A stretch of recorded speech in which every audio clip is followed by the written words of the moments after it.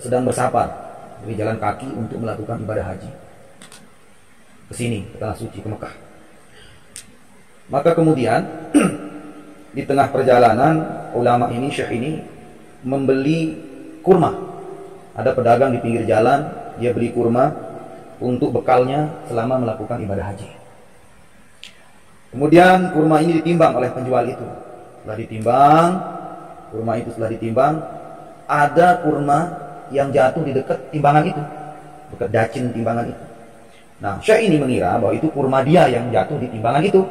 Maka diambillah, dipungutlah kurma yang satu itu, lalu dinaikkan lagi di timbangan di kurmanya itu. Lalu setelah dia bayar, setelah dibayar, masukkan, dibawalah kurma itu untuk menuju ke tanah suci, ke tempat ini di Mekah. Kemudian setelah itu syekh melakukan ibadah tawaf. Datang di Mekah, di Masjidil Haram, dia tawaf. Selama dia tawaf itu terdengar suara. Itu namanya kalau bahasa Arab suara itu hatib. Hatib itu suara tanpa rupa. Ada suaranya saja, orangnya nggak ada. Namanya hatib bahasa Arab. Makanya kalau bahasa Arab telepon tuh HP itu hatib. HP itu bahasa Arabnya hatib atau telepon itu. Biasa telepon rumah itu hatib atau telepon, atau juga jawal. Jawal itu juga HP bahasa Arabnya. Jawal itu HP juga. Kenapa dibilang hatib? Karena dia suara saja namanya HP kan. Orangnya nggak tahu di mana. Cuman suara saja dinamakan hatib. Itu HP, handphone. Kalau jawal itu artinya keliling tuh bahasa Arab. Jawalat itu keliling.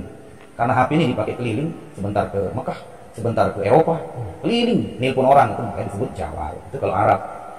Makanya HP disebut jawal karena dipakai untuk keliling. Disebut dia hatib karena dia suara tanpa rupa. Maka suara tanpa rupa ini hatib. Terdengarlah di telinganya syekh ini. Apa kata saya ini? Walaupun kau keliling, tawaf, sujud, ibadah di Ka'bah, lalu selama dalam perutmu masih makanan haram, tidak diterima ibadah. Itu kata suara itu. Kan bingung saya ini. Makanan haram mana saya makan? Gak pernah makan haram. Saya gak pernah nyuri, gak pernah ngerampok, gak pernah tipu orang, gak pernah bohong, gak pernah judi, gak pernah. Bingung sambil dia selesaikan tawafnya, bingung saya ini. Lalu kemudian sambil di dalam kebingungannya itu dia melaksanakan ibadah haji. Kemudian ibadah haji selesai, di dalam mimpi diberitahu. Dia doa dulu kepada Allah, ya Allah, suara apa itu? Benar enggak suara itu? Kok ibadah saya tidak diterima, haji saya tidak akan diterima, puasa, ibadah, sholat, sujud di depan Ka'bah tidak diterima, kalau di dalam perut masih makanan haram. Lalu makanan haram mana? Maka dalam mimpi dia, ternyata kurma yang sebiji itu bukan milik dia, milik pedagang itu. Yang dikira miliknya dia jatuh dekat dacin itu, dekat timbangan itu. Katanya dalam mimpi, sebelum orang yang punya kurma itu ikhlas, seumur hidup tidak diterima ibadah. Bayangkan satu kurma ya loh, apalagi 1 miliar, 1 juta. Kita tipu orang, kita bohongi orang, atau kita nyuri, atau kita ngerampok, atau judi hasilnya. Na'udzubillah min. Nah itu. Maka kemudian gelisah ini syekh, kembali dia ke orang penjual itu, cari tempat dia beli tadi di jalan itu jauh. Dari Mekah ini jauh, dia di perjalanan dia beli kurma, bukan di Mekah. Selesai haji dia pulang, terus dia cari itu orang tempat dia beli kurma itu. Ternyata sampai di sana bukan orang itu, tapi di sini tempat saya beli waktu itu. Ingat saya, karena zaman dulu bulan-bulanan orang jalan kaki untuk ibadah haji, bukan kayak sekarang 9 jam atau 1 hari bisa sampai Mekah. Kalau dulu 2-3 bulan dari tempatnya, misalnya dia di Mesir kah atau di mana, jalan kaki. Di sini ingat saya waktu itu bulan dulu itu di sini. Tapi orangnya tidak saya tanda, waktu itu dia tua, kok sekarang muda. Lalu tapi saya tanya sudah, mungkin gimana? Assalamualaikum. Waalaikumsalam. Perasaan dulu yang jualan di sini dia tua, tidak muda kayak kamu ini, katanya. Oh iya benar. Mana yang tua itu? Udah meninggal, itu bapak saya. Sekarang saya yang jualan di sini. Ada apa tuan? Katanya, tuan syekh, begini. Waktu saya berangkat haji, saya beli kurma di sini. Tapi ada 1 biji kurmanya jatuh. Itu saya kira kurma saya. Tapi ini menyebabkan amal ibadah saya tidak akan diterima oleh Allah kalau engkau ini atau bapakmu tidak ikhlaskan. Bisakah engkau ini menghiwalahkan, mengganti atau menjadi badal, mengganti bapakmu untuk memaafkan, mengikhlaskan kurma yang satu? Itu katanya. Oh, kalau saya sih cuma kurma 1 pesek aja saya ikhlaskan. Itu katanya. Apalagi cuma 1 kurma. Tapi saya ini bersaudara 11 saudara saya. Tidak berani saya saja yang ikhlaskan. Jadi harus minta izin juga sama saudara-saudara saya yang lain. Ikhlas tidak dengan kurma yang sebiji? Kalau saya mah cuma sebiji. Di mana saudaramu?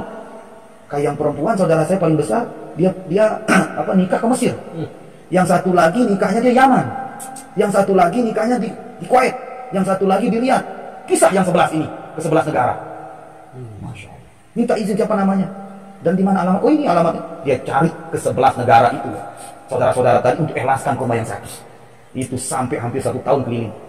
Jalan ketemu saudara yang satu, ikhlas, alhamdulillah. Lagi 4 bulan jalan kaki ke tempat yang sampai hampir setahun keliling untuk mengikhlaskan 1 kurma.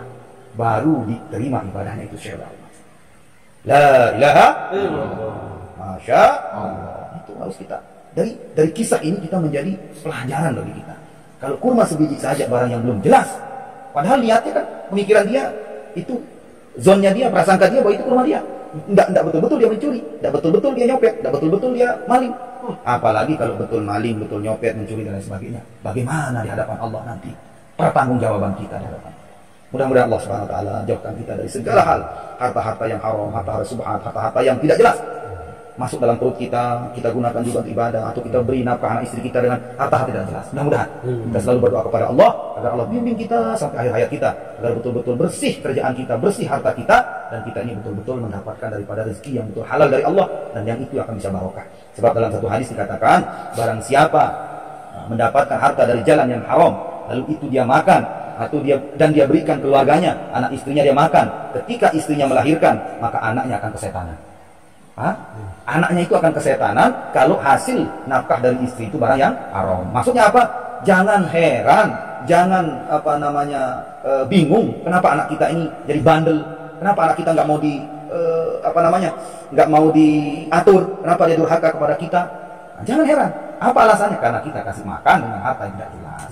Maka itu kita taubat pada Allah, minta kepada Allah kalau dalam kehidupan kita ini ada harta yang tidak jelas, agar bagaimana kalau sudah taubat, diterima oleh taubat kita, nanti anak istri kita pun akan jadi baik.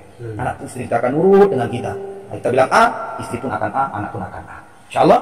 Tapi lama kita ini tidak perhatikan perkara-perkara yang itu, jangan harap kita bilang A, anak istri kita pun akan A. Mudah-mudahan Allah SWT terima.